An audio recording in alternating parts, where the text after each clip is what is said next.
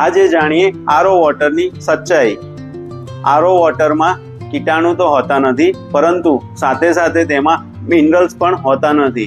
આરો વોટરમાં reverse ઓસ્મોસિસની પ્રક્રિયાને લીધે તેમાંથી કેલ્શિયમ, મેગ્નેશિયમ, પોટેશિયમ અને કોબાલ્ટ જેવા મિનરલ્સ તેમાંથી નીકળી જાય છે। હવે આપણા શરીર માટે આ મિનરલ્સ ખૂબ જ ઉપયોગી હોય છે, જેમ કે કેલ્શિયમ એ હાડકાની મજબૂતી માટે ખૂબ જ જરૂરી છે, પોટેશિયમ એ મસલ્સ અને હાર્ટ માટે ખૂબ જ જરૂરી છે, તેમજ કોબાલ્ટ એ વિટામિન B12 ના પ્રોડક્શન માટે જરૂરી છે। વિટામિન B12 આપણા શરીરમાં ઓછું હોય તો DNA નું પ્રોડક્શન તેમજ નસોનું ફંક્શન એટલે કે નર્વ ફંક્શન્સ અને રેડ બ્લડ સેલ્સ એટલે કે જે બ્લડના સેલ્સ આપણા શરીરમાં બનવા જોઈએ તે બનતા નથી। અને આ B12 કોબાલ્ટ ના હોય તો તે બાયોલોજિકલી એક્ટિવ હોતું નથી, તે વિટામિન B12 આપણા શરીરમાં કામ લાગતું નથી।